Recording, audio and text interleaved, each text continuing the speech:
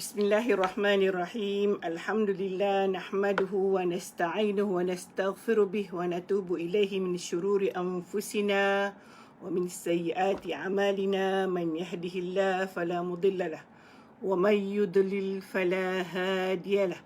Ashhadu an la ilaha illallah wa ashhadu anna Muhammadan abduhu wa rasuluh. Rabbi syrah li sadri wa yassir li amri wahlul uqdatan min lisani yafqahu qawli. Allahumma aftah alaina hikmataka wa anshur alaina min khazaini rahmatika birahmatika ya arhamar rahimin. Assalamualaikum warahmatullahi ta'ala wabarakatuh. Bismillahirrahmanirrahim. Alhamdulillahi rabbil alamin arrahmanir rahim maliki yaumiddin iyyaka na'budu wa iyyaka nasta'in ihdinas siratal mustaqim siratal ladzina an'amta 'alaihim ghairil maghdubi 'alaihim waladdallin amin amin ya rabbal alamin. Alhamdulillah, subhanallah, alhamdulillah, subhanallah, astaghfirullahalazim allazi la ilaha illa huwal hayyul qayyum wa atubu ilaih. Apa khabar semua sahabat syurga sekalian yang sama-sama pada pagi ini Alhamdulillah kita bertemu sekali lagi. Maaf tadi saya terpaksa lambat sikit dah bunda, lepas tu ada hal sedikit. Maka kita sambunglah ya hari ni kita punya tadabbur. Alhamdulillah masih lagi dalam surah Al-Waqi'ah dan kita akan baca ayat yang ke-51 ataupun ayat yang ke-50 lebih kurang begitu ya. Alamak, lupa pula saya punya surah ni. Dan kita akan sambung ya pada hari Khamis yang lalu kita telah baca tentang bagaimana sebenarnya mereka yang kekal hidup dalam neraka dan mereka mendapatkan balasan-balasan kerana mereka sentiasa, maksudnya mereka meneruskan melakukan perkara yang dilarang. Itu maksudnya kita baca dalam ayat 46 dia kata wa kanu yusirruna 'alal hinthil 'azim. Mereka kekal ataupun mereka sentiasa saja melakukan dosa besar, dan kita dah bincang perkara ini. Begitu juga seterusnya, mereka macam tidak percaya tentang wujudnya, tentang berlakunya hari ini, hari pembalasan itu, sehingga mereka katakan wa kanu yaquluna aiza mitna wa kunna turaban wa aizaman inna lamab'utsun. Adakah kita akan dibangkitkan sedangkan kita dah jadi tanah, dah jadi tinggal tulang dan sebagainya. Dan hari ini kita akan sambung persoalan yang mereka bangkitkan. Dia kata au abaunal awwalun, ataukah dia kata ibu bapa kami yang terdahulu juga akan akan diseksa juga, akan dimasukkan juga, termasuk kalau mereka ashabus shimal, maka mereka juga akan termasuk begitu. Dia kata adakah juga datuk nenek kita yang telah lalu akan dibangkitkan? Adakah mereka akan dibangkitkan? Maksudnya mereka juga akan dihisap, mereka juga akan melalui apa yang kami lalui, akan lalu itu. Maksudnya mereka tidak yakin bahawa perkara ini akan berlaku. Jadi kalau kamu wahai Muhammad bercerita tentang neraka, yang kamu kata Allah ceritakan tentang neraka, tentang ashabus shimal, apakah orang dahulu itu bagaimana? Sebab dia tahu datuk nenek mereka juga tidak beriman kepada Allah. Jadi maksudnya sehingga orang yang dahulu itu pun akan dibangkitkankah atau bagaimana? Jadi itulah petanda mereka tidak percaya. Lalu Allah Subhanahu Wa Taala memerintahkan Muhammad untuk menceritakan, dia kata dalam ayat 49, Qul innal awwalina wal akhirin. katakanlah wahai Muhammad, Allah suruh Muhammad, katakanlah sesungguhnya orang-orang yang telah lalu dan orang-orang yang di kemudian. Maksudnya al-awwalun, orang dahulu, dan orang yang kemudian. Maksudnya kalau dia bercakap dengan para musyrik itu, boleh jadi al-awwalun maksudnya orang nenek moyang mereka, kemudian juga al-akhirin, anak cucu cicit mereka, selagi mereka tidak beriman, selagi mereka tidak percaya kepada Allah, selagi mereka bergelumang dengan dosa, tetap mahu melakukan dosa, maka semua itu akan masuk menjadi ashabus syimal, menjadi penghuni neraka. Menjadi penghuni neraka. So inilah yang kita bincangkan hari ini.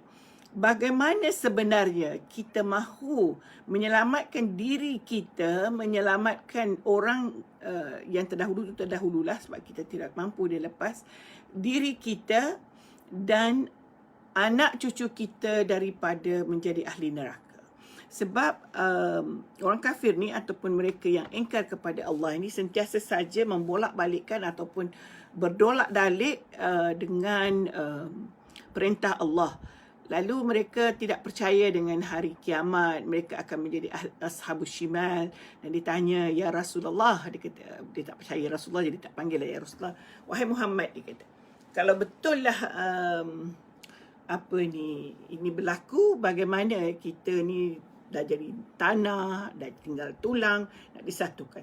Bagaimana pula orang yang terdahulu? Lalu Rasulullah katakan, Allah katakan, katakanlah wahai Muhammad. Maksudnya dalam ayat itu, qul, katakanlah wahai Muhammad, innal awwalina wal akhirin, iaitulah orang yang terdahulu dan orang yang terkemudian, tidak ada yang terkecuali.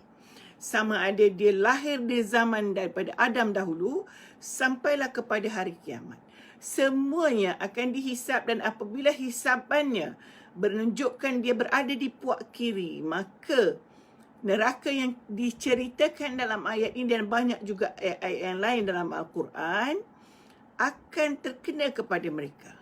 Ini yang kita nak selamatkan diri kita.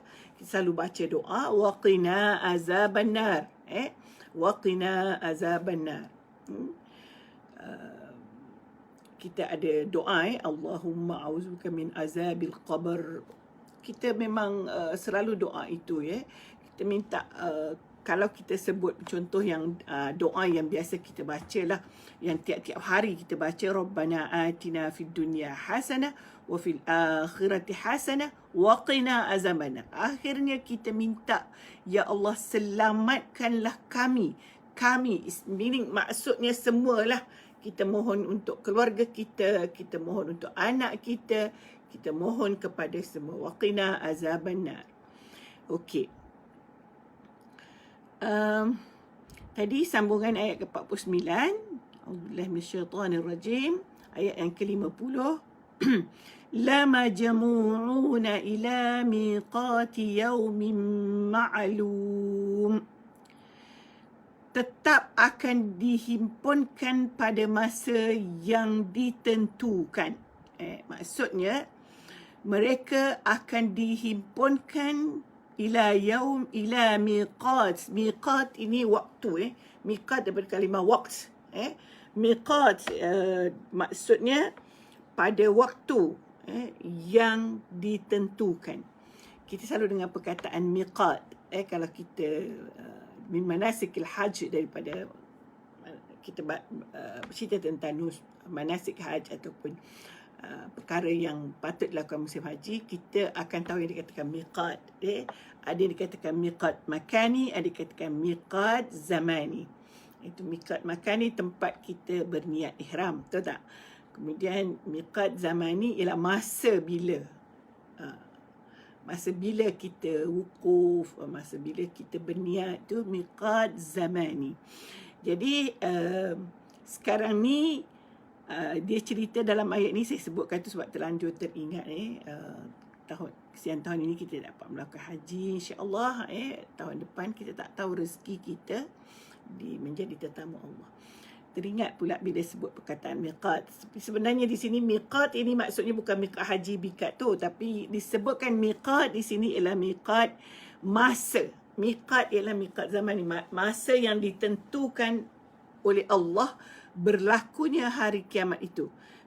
La majmu'una ila miqati yaumin ma'lum.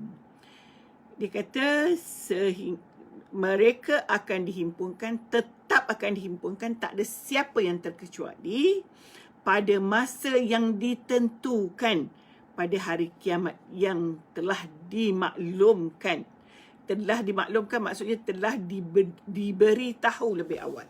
Maksudnya Al-Quran telah memberitahu bahawa akan berlaku hari kiamat. Tetapi masanya hanya Allah yang tahu. Hatta Rasulullah pun tidak beritahu masa kiamat tu bila, sebab dia pun tidak tahu.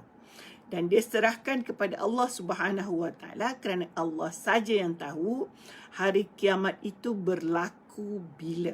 Ya, okey. Kita lihat lagi ayat seterusnya, ayat yang ke-51.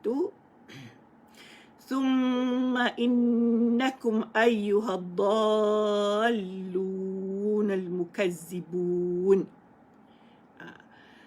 Kemudian maksudnya ayat seterusnya setelah Allah kata, Rasulullah beritahu bahawa mereka semua akan dihimpunkan, dan Allah beritahu pula thumma, kemudian, innakum, sesungguhnya, ayyuhad-dallun, sesungguhnya kamu wahai orang yang sesat, yang mendustakan kedatangan hari kiamat. Dia nak cerita tu, ini dikatakan ayat peringatan. Sebelum dia cerita apa dia, balasannya dia kata summa innakum. Macam kita kata, dengarlah kamu semua. Kamu semua, kalau kita cakap, dengar sini. Kalau dalam bahasa mudahnya, sini. Wahai orang yang ini. Kalau kita pun nak cakap baik, contohnya kita anak-anak mama yang baik, itu dia nak cerita benda baik lah tu. Dia nak bagi apa-apa kan. Dia kata, ni anak-anak mama ni yang mama cakap jangan buat, dia buat juga. Itu dia nak peringatkanlah balasan. Itu bukanlah analogi yang tepat, tapi lebih kurang begitulah ya. Bila Allah peringatkan summa innakum ayyuhad-dallun, sesungguhnya kamu wahai orang yang sesat, yang mendustakan berlakunya hari kiamat, yang mendustakan apa yang disampaikan oleh Muhammad. Dia kata apa dia? Apa dia jawapan? Summa innakum wahai ayyuhad-dallun, wahai orang yang sesat, wahai pendusta. Apa dia yang kamu dapat? La'akiluna min syajarin min zaqqum. Kamu akan makan pada hari itu dari sebatang pokok atau pokok, iaitu pokok zaqqum. Itu yang Bonda sebutkan dalam judul. Tapi kemudian bila dah silap tadi, ada masalah dengan live yang mula-mula tadi, Bonda dah tak tulis dah tajuk yang ni. Tapi dah iklan pagi tadi Bonda dah cerita bahawa hari ni kita nak bicarakan apa itu pokok zaqqum. Apakah itu pokok zaqqum? Disebut dalam suratul Saffat. Selain daripada surah ini, dia sebut juga dalam surah Saffat dalam ayat 64. Innaha syajarah. Dia kata dia sesungguhnya zaqqum itu adalah pokok daripada jahim, daripada neraka jahim. Bila sebut neraka, maka tidak ada yang baik di dalam neraka. Meskipun dia pokok, meskipun dia buah-buahan. Sebab itu, kalau di dalam tafsir menyebutkan, dia kata, huwa syajarun karihul manzar, karihul ta'am. Karihul manzar wa karihul ta'am. Apa yang dikatakan karihul manzar? Pokok zaqqum itu bentuknya pun kita tak suka tengok. Karihul manzar maksudnya kita buruk dari segi pandangan mata. Sebab ada buah-buahan yang kita lihat pada hari ini, kita sebut buah-buahan tempatan lah kan. Kita tengok pun kita sudah tertarik, macam buah rambutan tu ya. Ada yang kuning, ada yang merah. Kalau dia masih hijau cantik saja. Berselang-seli pula nanti bila dia masak, mula nak masak dia jadi orange sikit, kemudian terus jadi merah menyala-nyala. Buah-buahan manggis asalnya hijau menjadi warna merun pekat dan sebagainya. Hatta durian itu pun, yang berduri-duri itu cantik dari segi pandangan. Tersusun saja durinya.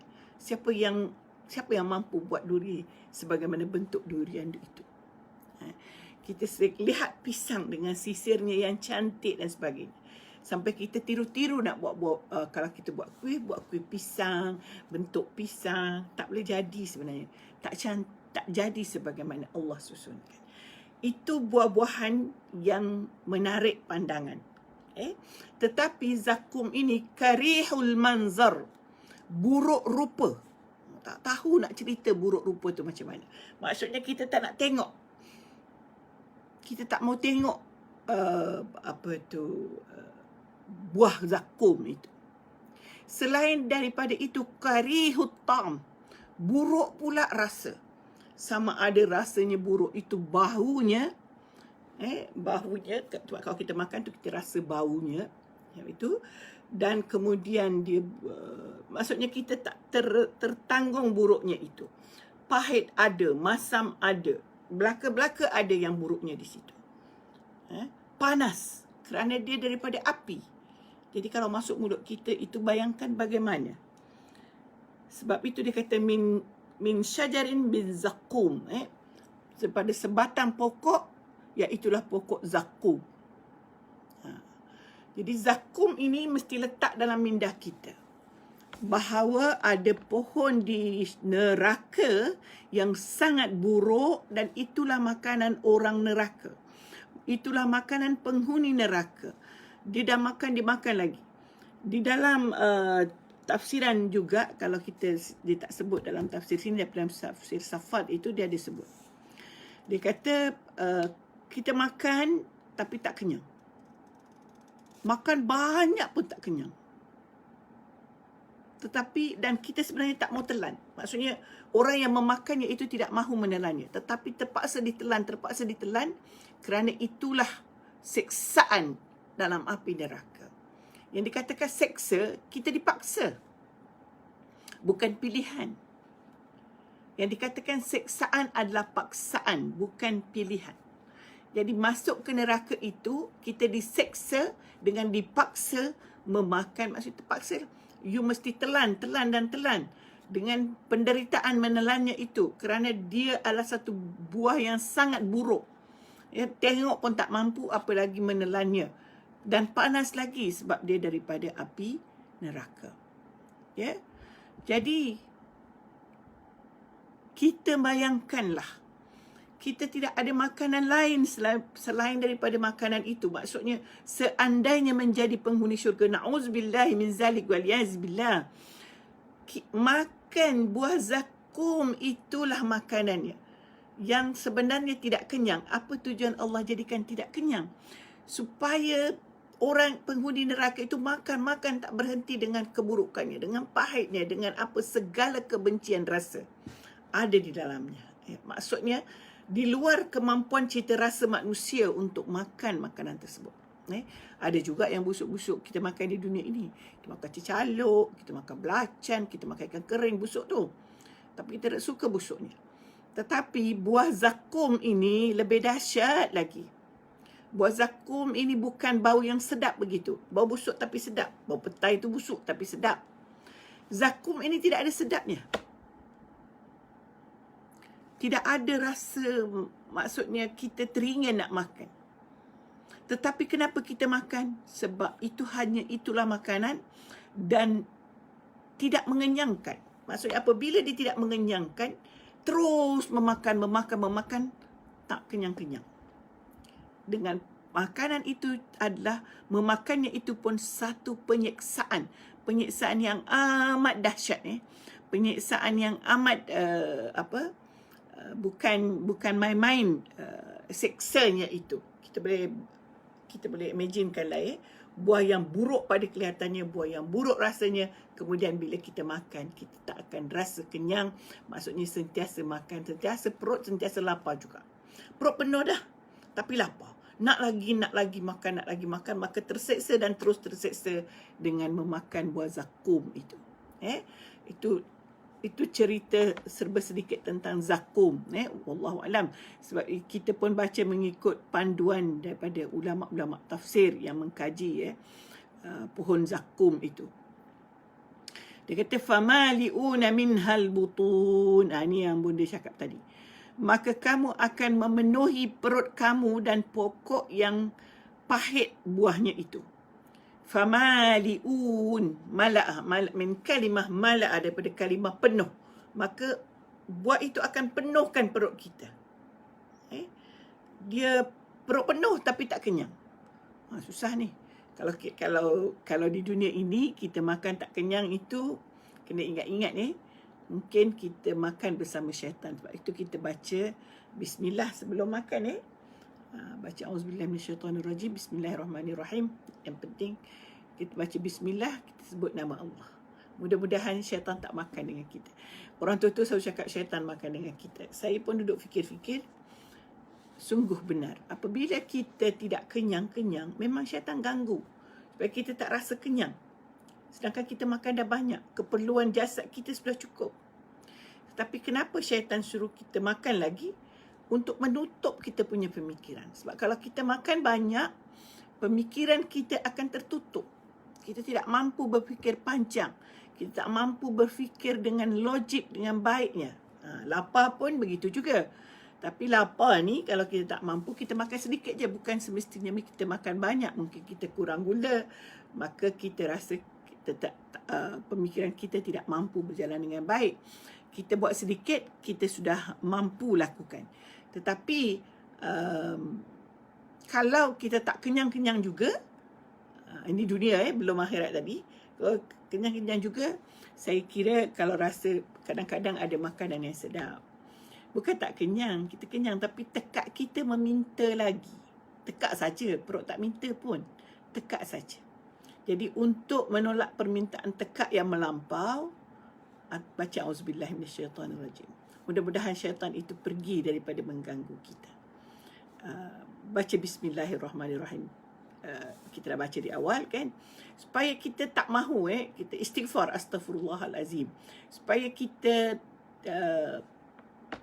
tidak terus-terusan makan. Kadang-kadang makanan itu bukan yang baik untuk diri kita pun. Buruk dari segi kesihatan. Maksudnya mengganggu kesihatan kita. Yang manis-manis, yang masin-masin. Sebab saya nak sebut, masing-masing pun ada kadang gangguan kita makan. Cuba bandingkan kalau kita makan nasi berlaukkan ikan kering, selalunya kita makan bertambah. Berlaukkan sambal belacan, itu semua jenis masin-masin yang membahayakan kesihatan kita. Benda ni orang yang memang berada pada tahap umur begini memang banyaklah perkara yang tidak boleh dimakan. Tapi kepada yang muda-muda ni, perkara tu pun mesti diberi perhatian. Beri perhatian. Kenapa bonda ni pergi kepada makan dunia, cerita makan akhirat sebenarnya. Saya nak tunjukkan bahawa di akhirat nanti memang ada makan yang tak berhenti-berhenti. Kalau kita masuk neraka, kita makan tak berhenti makanan yang buruk. Kalau di syurga, makan tak berhenti tapi sedap, enak saja. Enak saja. Jadi kalau makan penuh perut pun tak ada masalah. Tak kenyang-kenyang pun tak apa. Sebab makanannya sedap je lah. Tapi di neraka, makanannya penuh perut. Famali'una minhal butun. Tapi masuk pahit. Menyeksa, terseksa. Kalau makan ubat pun kat dunia ni terseksa, apatah lagi pahit yang disebutkan buah neraka tadi. Pohon neraka. Okey. Maka saya nak sebutkan tadi, saya kaitkan saja dengan panduan kita makan di dunia. Of course lah kita mula dengan bismillahirrahmanirrahim. Kita baca doa. Allahumma barik lana. Kita minta rezeki, minta Allah berkati rezeki yang kita nak makan itu. Yang telah Allah rezekikan. Allahumma barik lana. Kita teruskan. Dan dia ada akhirnya pun ada waqina azabannar, dah pun dia sebut tadi. Sebab kita tak mahu masuk neraka. Kita makan itu rezeki Allah. Kita nak dia berkati apa yang kita makan, yang menjadi darah daging kita. Dan bagaimana nak berkat kalau kita lebih makan? Sedangkan Rasulullah dah pesan, makan ketika setelah lapar, maksudnya kita hendaklah berhenti sebelum kenyang. Kalau kita dah kenyang sedawanya, tapi makan lagi, itu ada campuran dalam makanan yang sepatutnya kita waliazibillah, istighfar banyak-banyak, mudah-mudahan kita berhenti makan, berhenti. Saya bukannya pakar diet, tapi ada pakarnya, boleh baca buku. Contohnya ada seorang rakan saya, seorang penulis daripada Akademi Bunda Noh, namanya Ruqayyah Muhammad. Dia ada buku diet mak-mak. Bacalah, belilah. Dan satu lagi bukunya baru terbit, insya-Allah, diet bukan mitos. Saya kalau baca buku tu pun benda terfikir begini. Sebenarnya Islam dah ajar kita macam-macam, jaga diet kita, jaga makan kita. Sehinggalah bermula daripada doa bismillah itu sebenarnya kita menjaga diet kita. Tetapi mungkin saya nak beritahu, kadang-kadang kesilapan kita menjaga diet ni, niat kita tidak berapa nak tepat. Sebab kita kata jaga diet supaya badan kita tak gemuk. Gemuk nanti tak cantik. Nampak tak? Niat kita tu betul ke tak betul? Betul lah, kita pun nak jaga cantik. Kalau nak jaga cantik untuk suami tengok tenang, baik, tak apalah. Ataupun isteri tengok, tak adalah suami boroi je. Memang sakitlah mata kalau tengok. Itu satu niat bagus juga. Sebab itu kita niat kerana Allah. Kalau kita nak diet, pertamanya kita nak jaga kesihatan. Ya Allah, dikuatkanlah saya nak diet kerana Allah. Saya nak jaga kesihatan, nak beramal dengan baik, nak boleh sujud, boleh duduk sembahyang. Sebenarnya sembahyang duduk ini bukan perkara yang menyenangkan hati. Alhamdulillah bunda boleh sembahyang macam orang lain. Tapi pernah rasa yang dikatakan sembahyang duduk. Main duduk tu memang tak puas hati sebab kita nak sujud, kita rasa kita nak rendahkan kepala kita sampai ke bumi untuk sampai ke tempat sama paras dengan kaki kita untuk menunjukkan kerendahan hati kita kepada Allah. Tapi kalau kita sudah tidak mampu sujud sampai merendahkan sama dengan kaki kita kepada Allah, itu adalah satu siksa. Jadi kepada yang muda-muda ni, kepada yang sihat-sihat ni, jagalah makanan. Baca bismillah banyak-banyak ketika nak makan. Baca bismillah banyak-banyak maksud. Yang penting baca bismillah. Doa. Makan itu kerana Allah. Makan itu kerana mahu kesihatan. Nak diet itu jaga kesihatan. Bukan kerana nak cantik saja. Menjaga kesihatan untuk beramal. Untuk terus dapat melakukan kebaikan. Untuk terus mencari rezeki untuk anak-anak. Untuk isteri, untuk keluarga. Untuk mencari rezeki, untuk infak. Banyak benda-benda yang kita boleh doa supaya kita ini sentiasa sihat dan ceria. Untuk kita berdakwah, untuk kita menyampaikan perkara baik pada orang lain. Dengan apa cara? Dengan cara bercakap, cara menulis, dengan cara melukis, cara apa-apa saja. Banyak cara untuk berdakwah ni. Bukan mestinya bercakap saja. Kadang-kadang tingkah laku kita pun merupakan dakwah. Bagaimana kita nak menunjukkan tingkah laku kalau kita tidak sihat? Itu yang kita nak lakukan. Okey, selain itu di dunia. Kita sedang bercerita tentang makanan di neraka. Jadi maksudnya kalau kita di dunia pun tidak mampu mengawal makanan, di akhirat kita nanti tidak ada kawalan makanan. Tetapi sentiasa pula lapar. Bayangkan, na'udzubillah, janganlah sampai macam tu. Maksudnya itulah yang kita perlu elakkan. Elakkan daripada masuk ke neraka. Elakkan mendapatkan amalan daripada sebelah kiri. Bunda dah bincang banyak 2-3 hari yang lepas. Cara mengelak masuk neraka. Selain daripada itu, sentiasa berdoa. Sentiasa berdoa. Kita ni kan, Bunda ulang sekali lagi, kita tak masuk neraka itu adalah rahmat Allah. Kita meninggalkan perkara dosa itu rahmat Allah. Mohonlah birahmatika ya arhamar rahimin. Itu doa kita. Sebab itu ada waqina azabannar birahmatika ya arhamar rahimin. Saya rasa semua orang berdoa.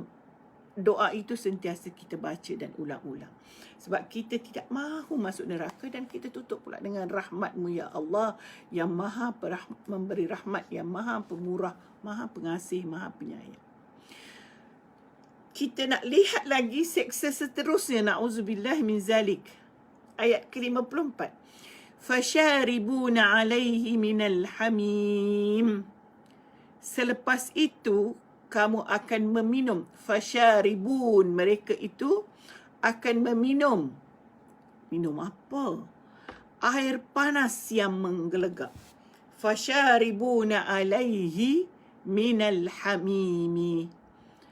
Minal hamim. Mereka akan minum. Mereka sebenarnya dalam ayat ini, kalau kita tengok dia perbuatan past tense, syaribun, mereka telah minum. Sedangkan belum lagi berlaku. Ayat Quran begitu. Ada perkara yang dia belum berlaku tapi dia gunakan past tense. Kenapa? Untuk menunjukkan bahawa itu pasti berlaku. Bukan perkara enteng, bukan perkara omongan kosong, bukan dusta, tetapi mesti berlaku. Seandainya menjadi penghuni neraka, maka fasyaribuna alaihi minal hamim. Selepas itu mereka akan minum pula dari air panas yang menggelegak. Hamim, beberapa hari yang lepas pun kita bicara tentang air yang menggelegak. Susah nak bayangkan menggelegak panas air neraka, tetapi bolehlah kalau nak tengok air panas menggelegak dunia. Dan itu beribu kali ganda panasnya lagi di akhirat. Kena minum yang itu. Dah lah makan buah yang pahit, leting orang kata. Tak tahulah leting, betul ke orang Kelantan kata panah leting, saya pula sebut. Mana leting? Pahit pun leting juga ke?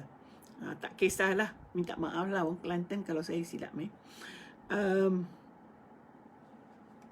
Kemudian, selain daripada minum air yang mendidih tadi, fasyaribuna syurbal him. Kamu akan minum, mereka itulah yang diceritakan tadi, sebab ini Rasulullah bercakap pada mereka, kamu akan minum seperti unta yang berpenyakit, sentiasa dahaga dan tidak puas-puas. Tadi makan buah zakum, tak kenyang-kenyang, makan aja, walaupun pahit, walaupun ada segala rasa buruk, bau semua ada di situ, makan juga. Minum pun begitu. Dah minum air panas menggelegak, yang sentiasa minum macam unta berpenyakit. Unta tu kalau dia berpenyakit, dia nak minum saja, dia haus. Ini perbandingan dah. Sebab ayat ini turun asalnya dulu pada mulanya, turun di tengah-tengah masyarakat Arab yang kenal unta. Lalu Allah berikan contoh unta yang berpenyakit. Sebab unta, kalau datang penyakit unta itu, dia sentiasa haus mahu minum. Minum tak putus-putus. Maksudnya perut dia kembung dengan air panas menggelegak pun, dia mahu minum juga. Maksudnya bagaimana seksanya tu. Kalau kita rasa pahit sikit, berhentilah makan. Rasa panas, sentuh lidah aja berhenti. Tapi di akhirat nanti, tidak ada berhentinya. Tidak boleh non-stop. Kena makan terus-terus. Kena minum terus-terus. Okey. Sahabat sekalian, mudah-mudahan kita jauh daripada siksaan itu. Sekali lagi saya ingatkan, tolong share seberapa banyak share yang boleh. Sebenarnya banyak hari dah daripada awal surah Waqiah. Sudah tak umumkan pun siapa yang menang. Tak sempatlah nak tengok. Nak bagi hadiah. Mungkin 1, 2, 3 orang lah. Dan 2 orang ke 3 orang patut saya beri hadiah untuk surah Waqiah ini. Jadi tolong share. Selain daripada komen, tolong share. Mudah-mudahan kita sebarkan ilmu kepada orang lain. Kita sebarkan peringatan tentang buruknya syurga. Kita sebarkan peringatan bagaimana kita perlu meminta kepada Allah supaya kita dijauhkan daripada neraka. Sikap saya sebut tadi. Bagaimana menjauhi seksa neraka. Bagaimana mendekati nikmat syurga. Jadi itu perlu kita share pada orang lain. Kita memang dah ngeri dah. Tetapi kita nak orang lain juga ngeri dengan neraka. Sebab pernah tak, saya nak tanya tuan-tuan dan puan-puan, pernah tak rasa bila kita tengok orang buat salah, kan hati kita terdetik, kenapalah dia buat macam ni, tak takut neraka ke? Kan? Tapi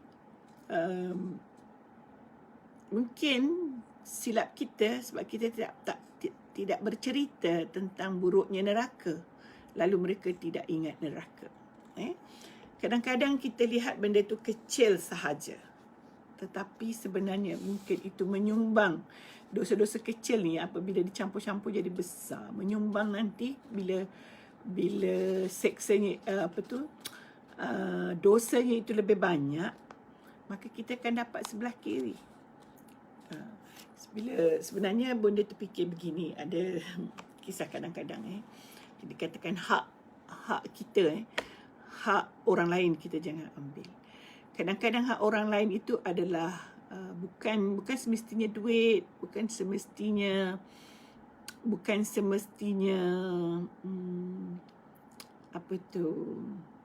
harta yang nampak. Sebab kita sekarang kita selalu dengar perkataan hak cipta.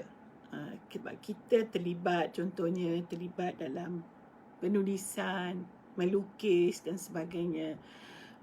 Kemudian hasil karya orang lain kita akui, ataupun kita tak akui tapi kita buang nama asalnya dan kita letak contoh kalau penulisan kita copy ataupun kita ambil, kita salin daripada orang lain tanpa kita sebut penulis asalnya, itu maknanya kita merampas hak orang lain, mengambil hak orang lain tanpa izin. Dan dari segi hukum dia sama juga kalau kita mencuri barang, sebab mereka mungkin nak gunakan untuk, tak kiralah dia nak gunakan untuk mencari rezeki atau tidak. Apabila kita sudah ambil, maka rezekinya sudah terputus. Bila bonda ikut kelas fotografi, baru bonda faham bahawa ramai juga rupanya mereka yang mencuri hasil ataupun karya fotografi orang lain. Contoh mungkin anda nak jual barang tapi anda tak pandai ambil gambar. Lalu kita guna gambar orang lain dan kita jual barang dengan gambar itu tanpa minta izin. Kadang-kadang tak semestinya beli, tapi beli hasil karya orang lain, tapi kita minta izin. Kalau dia kata izin tanpa kita, dengan percuma, tak payah beli, alhamdulillah. Tetapi selalunya bila bersusah payah membuat perkara tersebut, maka kena belilah. Sebab bunda dah belajar ni, bunda tahulah bukan senang tau nak ambil gambar. Bukan senang untuk menghasilkan satu karya fotografi yang cantik. Berhari-hari kita duduk, bukan berhari-hari, satu pagi tu sediakan barang dia, sediakan itu, kemudian waktu nak shoot itu terbongkok sana, terbongkok sini. Tiba-tiba orang tu dah letak watermark nama dia. Tiba-tiba kita buang watermark tu. Apa tujuan buang? Sebab kita tak mahu orang tahu itu hasil kerja siapa. Dan kita contoh, kita ada restoran, kita pun letak gambar lukisan orang lain, tempat dia buat gambar yang diorang shoot tu ialah gambar makanan. Kita pun buatlah hiasan dinding restoran kita. Agak-agaklah, kalau tuannya lihat, sepatutnya anda kena beli baru letak di dinding restoran anda. Itu adalah hasil usaha orang lain. Jadi ini pun kena takut. Jadi adalah di antara kawan-kawan kata, kenapa diorang sanggup curi, tak takut neraka ke? Saya pun terfikir juga, mungkin yang mengambil itu tak tahu benda itu berunsur curi. Mudah-mudahan mereka tidak tahu. Kalau mereka tidak tahu tu mungkin ada efeknya sikit. Tetapi seharusnya mereka kena tahu, kerana itu bukan hak dia. Sama juga kalau menulis, contohnya. Menulis, kita ni ambil tulisan orang lain, lalu kita tulis dan buku kita dibeli orang. Agak-agak kita tidak pun catat nama orang tu, penulis asal. Sebab kalau masa dalam waktu saya dulu sebagai ahli akademik, memang satu salah besar kalau tidak menukilkan, ataupun contoh saya ambil daripada tafsir Qurtubi, saya tak tulis bahawa Qurtubi yang menyatakan begini seolah-olahnya saya yang tafsir sendiri. Itu tidak boleh, mesti tulis. Jadi kadang-kadang juga bonda pun pernah rasa macam saya pernah tulis benda ni. Kita yang rujuk kepada Qurtubi, tetapi orang tu ambil dia kata rujuk Qurtubi, tapi ayat yang kita tulis tu sama. Sebenarnya dia boleh rujuk pada Qurtubi dengan ayat yang lain. Tapi kalau ayat kita keluar sebiji sampai 2 muka surat, tu memang kita rasalah bahawa ciplak sedang berlaku. Kadang-kadang ciplak berlaku, ambil tesis, oleh kerana sini bahasa Melayu ataupun bahasa Arab kalau kita buat di Mesir, pergi luar negara. Ini berlaku juga pada tesis pun dia. Tesis sarjana orang upgrade menjadi PhD dengan terjemahan ke dalam bahasa Inggeris. Sedang benda itu berlaku. Kita kena ingat kita nak bagi makan anak bini kita, nak beri makan keluarga kita, kena cari yang halal, yang baik-baik. Mudah-mudahan kita dilempahi barakah oleh Allah Subhanahu Wa Taala. Saya tersebut pula tadi. Sebenarnya kita apa saja kita mahukan benar-benar apa yang kita makan, apa yang kita belanja setiap hari itu sejujurnya, benda yang paling ikhlas, benda yang paling jujur, benda yang amanah. Dia kalau penulisan ini dipanggil amanah ilmiah, amanah ilmu. Sama juga karya tadi, karya lukis. Orang tu lukis penat, lukis bukannya senang tau. Nak melukis tu bukan mudah. Kalau kena bonda ni, kalau lukis lukis kucing jadi monyet, jadi harimau ke jadi apa tak tahulah. Sebab itu memang bukan itu Allah tidak anugerahkan kita kemahiran untuk itu. Sebab itu bila Allah anugerahkan pada orang lain kemahiran itu pada orang lain, maka itu hak dia. Allah memang tentukan bahawa rezeki dia daripada lukisan itu. So kita yang bukan pelukis ni, ada rezeki lain yang Allah beri. So janganlah kita ambil, kita buang nama dia dalam lukisan tu. Kita pun mengaku itu tu lukisan kita. Tak boleh kena sebut pelukisnya siapa. Ini sebenarnya bonda bukan niat nak bercerita tadi pagi ni, tapi bukan niat, maksudnya bukan niat macam mana. Niatlah nak bercerita perkara-perkara yang sepatutnya dilarang, tapi terlintas dalam perkara pemikiran bonda, perkara ini banyak yang tidak tahu. Tidak perasan ataupun merasakan dia benda remeh. Sebenarnya tidak remeh, sebab Allah berikan kita keistimewaan, berikan semua orang keistimewaan untuk dia guna. Dan kita sebagai pengguna, kita sebagai penerima menghormati anugerah Allah kepada mereka. Sebutlah hasil karya mereka atau mohon izin. Kadang-kadang sebenarnya diizin saja, tak ada masalah. Kalau dengan saya pun kalau diminta izin, izin. Tapi penulisan akademik memang menjadi syarat, tidak boleh tiru, tidak boleh ciplak. Itu tidak boleh. Malah penulisan apa pun tak boleh ciplak. Tak boleh, itu hak orang lain. Kalau jangan tulis Facebook pun angkut aja orang lain punya. Lepas tu tak sebut pun siapa yang cakap awal. Sebab tu kita tengok bila kita baca. Macam saya pernah tulis je benda ni. Sampai titik koma dia pun sama. Tapi benda tu mudah. Mudah di copy saja. Kemudian kita boleh mengaku. Untuk apa kita nak mengaku sedangkan bukan kita yang buat. So janganlah, sebab sikit-sikit kita pepatah Melayu pun ada mengatakan siakap senohong gelama ikan duri, kan? Mula-mula bohong, lama-lama mencuri. Bohonglah tu kalau kita ambil kata-kata orang lain, lepas tu kita ngaku. Itu samalah dengan siakap senohong tu. Lama-lama mencuri, curi tu maksudnya kita curi idea orang lain, kita jadikan idea kita. Dia ada beza kita meniru dengan menceduk hak orang lain. Meniru, tiru-tiru saja, tiru teknik, tiru, bukan tiru maksudnya tiru begitu. Teknik dia, teknik dia macam mana? Teknik dia menulis, dia tulis macam ni. Kita cari teknik itu. Tapi lama-lama Allah akan beri kita teknik kita sendiri. Habis kita mula-mula kita tiru, tapi kita tak cedok. Begitulah Sementara baru semalam dengar apa ini, tapi bonda terfikir banyak perkara lagi untuk perlu diperingatkan dari segi hukum hakam. Okey. Fasyaribun, kita balik tadi.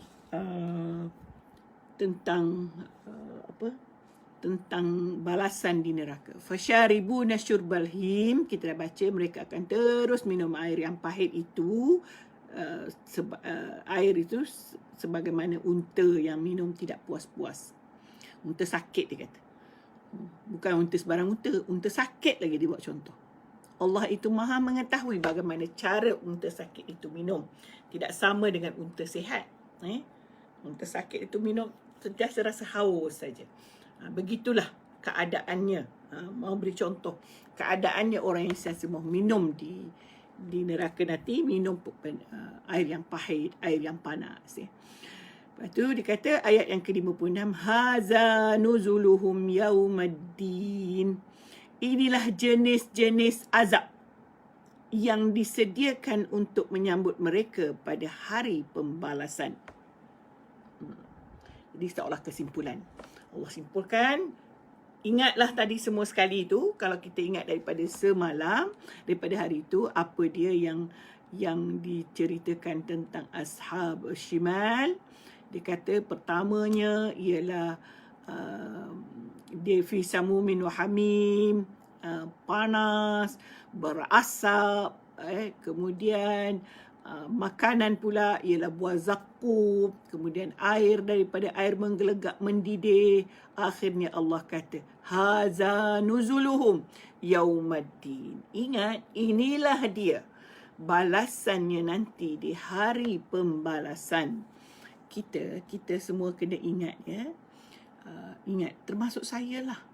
Bukan tuan-tuan dan puan-puan, saya tak kata saya baik. Saya tak katalah benda ni hebat benar. Sebab itu bila baca ni, dengan sendirinya amat berkesan, amat kita insafi. Bagaimana kita mahu mengelakkan diri daripada api neraka.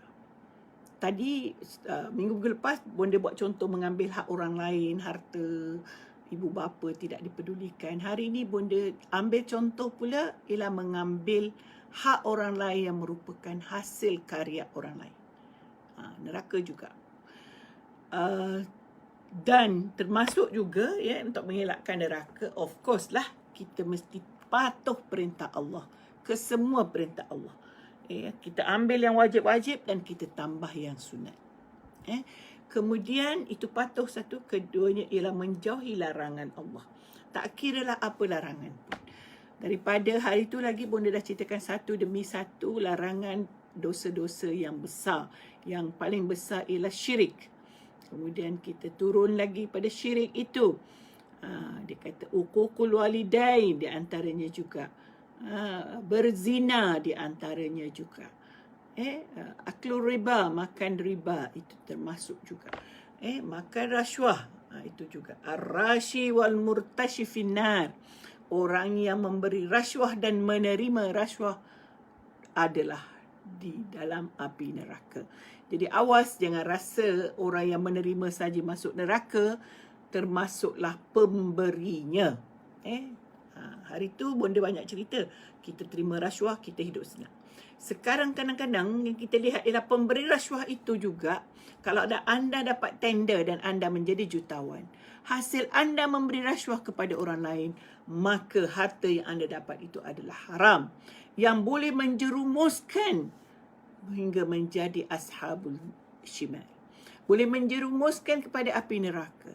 Yang Allah katakan alal hinsil azim, maksudnya kekal dalam dosa yang besar, dosa yang yang Allah sebutkan dalam di wakanu yusirruna alal hinsil azim. Mereka memang tak mahulah bergerak daripada dosa besar. Lepas satu projek semua guna rasuah. Itu namanya kekal dalam dosa. Jadi berhati-hati.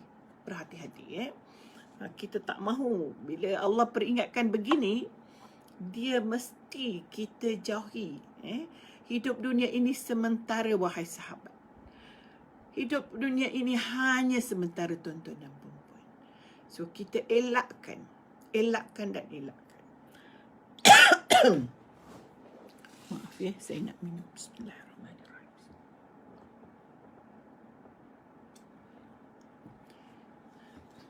Letak air depan mata ni, dia jadi kering tekak.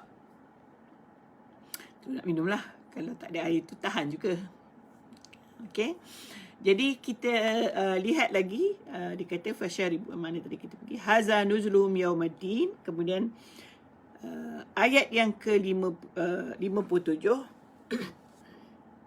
Alamak, dah lepas tak perlulah kita sambung sebab dah habis masa. Kita akan sambung, nahnu khalaqnakum falaula tusaddiqun. Selepas kita nanti baca ayat ini, Allah akan sambung dan ceritakan bagaimana sebenarnya kita ini dijadikan oleh Allah, tapi kita ini seolah-olahnya tidak sedar, tidak yakin dengan apa yang Allah jadikan kepada kita. Itu jadi masalah.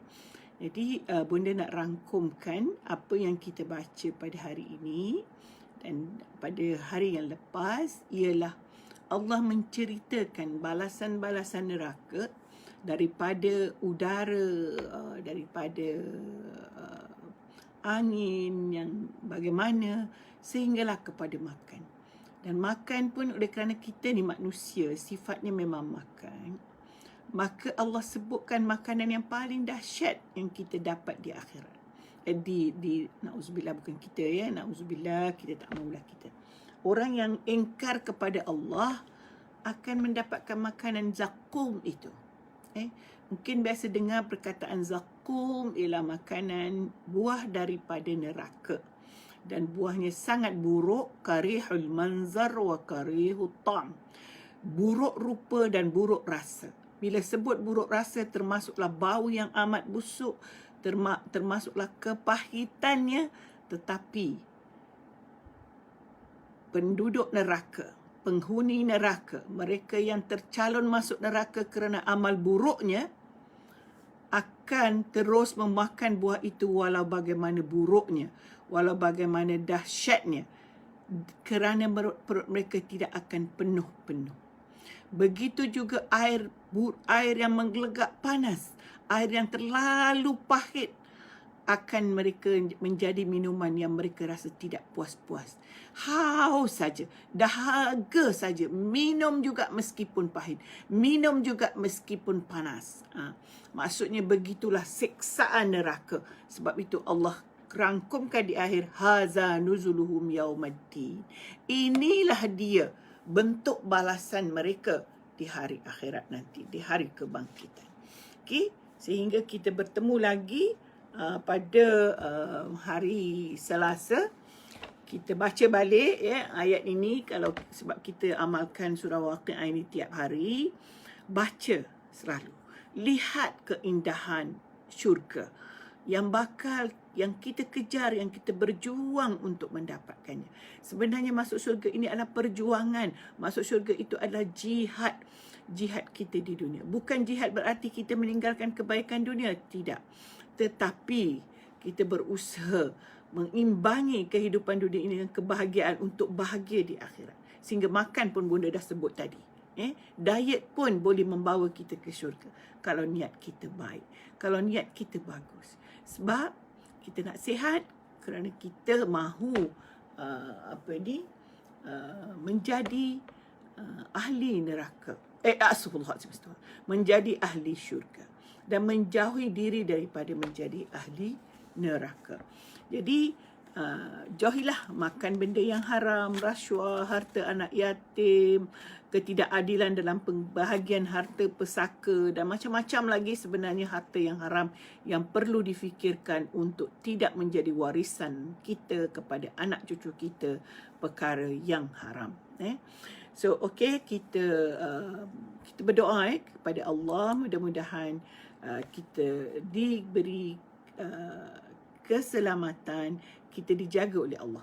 Kalau kita lihat dalam doa selamat yang biasa kita baca, sebenarnya doa selamat yang selalu Bunda baca di akhir itu, semuanya ada tu. Kita sudah minta ampun, dimudahkan hisab, dijauhkan daripada api neraka. So marilah kita baca dan Bonda terjemahkan sekali lagi. Dulu awal-awal sudah Bonda tahu terjemahkan. Kemudian ni Bonda tak terjemahkan sebab Bonda rasa semua orang dah tahu. Tapi apa salahnya kita hari ni ulang balik, kita baca dengan terjemahan ni sekali. Bismillahirrahmanirrahim. Allahumma inna nas'aluka salamatan fid din. Ya Allah, ya Tuhanku, kami bermohon berilah keselamatan pada agama. Maksudnya jagalah agama kami. Wa afiatan fil jasadi, dan jasad kami, fizikal kami sihat. Wa ziyadatan fil ilmi, dan penambahan dari segi ilmu. Wa barakatan fil rizki, dan keberkatan pada rizki. Wa taubatan qabla al-maut, ya Allah, jadikanlah kami bertaubat sebelum mati. Wa rahmatan indal maut, dan berilah kami rahmat ketika kami sedang mati. Wa maghfiratan ba'dal maut, dan Allah ampunilah kami selepas kami mati. Allahumma hawwin alaina fi sakaratil maut. Ya Allah, ya Tuhan kami, permudahkanlah kami menghadapi sakaratil maut. Wan najata minan nar, dan selamatkanlah kami dari api neraka. Wan najata minan nar, selamat daripada api neraka. Wan najata minan nar, selamat daripada neraka. Wal afwa indal hisab, dan berilah kami keampunan pada hari hisab nanti. Maksud permudahkanlah hisab kami. Rabbana la tuzigh qulubana ba'da iz hadaitana wa hab lana min ladunka rahmah. Ya Allah, ya Tuhanku, Rabbana la tuzigh qulubana, janganlah kamu palingkan hati kami setelah kamu berikan kami hidayah. Wa hab lana, ya Allah, anugerahkanlah kami min ladunka, darimu ya Allah, rahmah. Innaka antal wahhab, kamu adalah pemberi yang maha pemurah. Rabbana atina fid dunya hasanah, ya Allah, berilah kami kebahagiaan di dunia. Wa fil akhirati hasanah, dan di akhirat juga hasanah. Wa qina azabannar, dan jagalah kami daripada api neraka. Birahmatika ya arhamar rahimin, dengan rahmatmu wahai yang maha pemurah dan pengasih. Wabillahi taufiq wal hidayah. Wassalamu alaikum warahmatullahi ta'ala wabarakatuh.